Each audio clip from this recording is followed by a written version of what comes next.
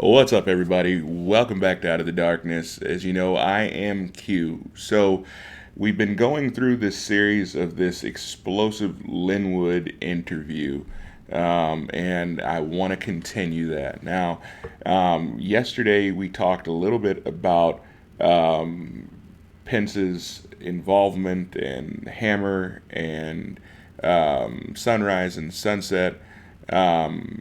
And Scorecard, these programs that were designed to keep tabs but also manipulate polls in foreign countries. So all things that the Kraken and Sidney Powell talked about.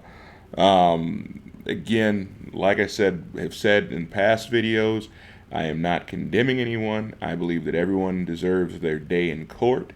And I hope and pray that if these allegations are true, that each one of these people pay the absolute highest price for their treason. So I'm going to get into this, starting with the interviewer. I'm going to back up a little bit because we stopped in a kind of a weird place yesterday. So I'm going to back up just a tad bit. Okay, now, Pence's wife. How witting is she in all the pedophilia and all of this? The interviewee. She covers it up for him. She's completely a political animal. One of the reasons that the younger guy was sporadic is because she felt it was more dangerous and was harder to control. He'd pop up. It wasn't something necessarily scheduled. I mean, he'd pop up and then it would be scheduled later, but it wasn't something that was set. So to her, it was much riskier, but she was the manager for the interviewer. Okay. Interviewee. She's the one who kept it quiet. Interviewer. Would she be aware of the pedophilia as well with the young children? Interviewee. Oh, sure. Interviewer. Yeah. Interviewee. I mean, it's not like he hid this stuff from her because she managed it. Interviewer. Uh-huh. Interviewee. And she's interviewer. Just as complicit. Interviewee, huh? Interviewer. She's complicit in this.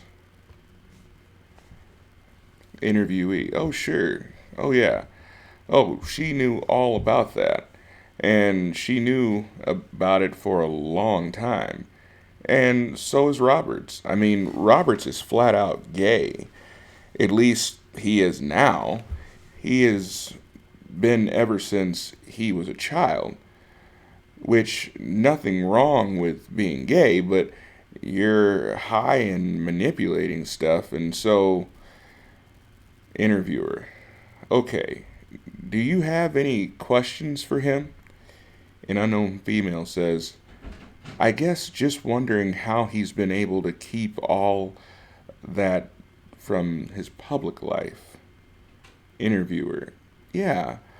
What is your opinion on how he's been able to keep that so quiet? Interviewee. Pence? Interviewer. Yeah. Unknown female also says, yeah. The interviewee says, well, I mean, the company he kept in Congress were all the same thing. They're all under surveillance. They're all dirty in one fashion or another. So many of them are dirty, it's very disarming. And his wife manages the stuff, and he could do deals if something did come out. They could quash it. They could make a deal. They could, if something was hinted at, they could address it because he had political power, either there or as governor or whatever.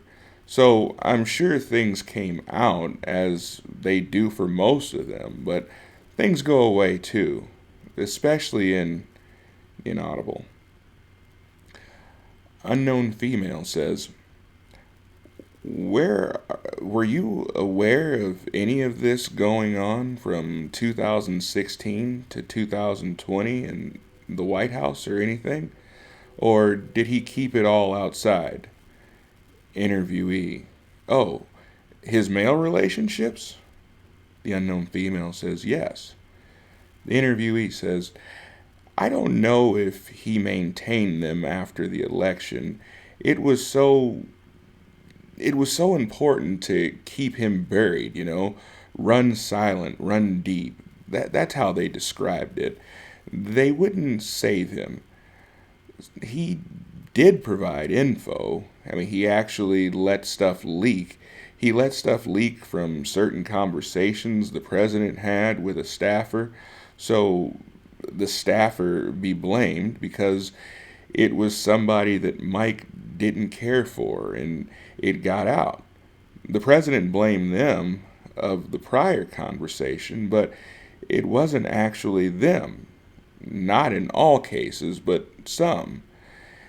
At the point, I don't know if he had any other relationships or maintained them, the same ones, because I just didn't have the access anymore to it. So I can't say, but it was mostly important to them to keep it quiet or keep him under control, because that was an ace in the hole that they needed.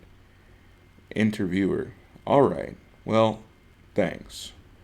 That concludes the end of this recording and the end of this portion of the transcript. So tomorrow we're going to be getting into talks about the Dirty Trick Squad. That's the whole crew. You're not going to want to miss that.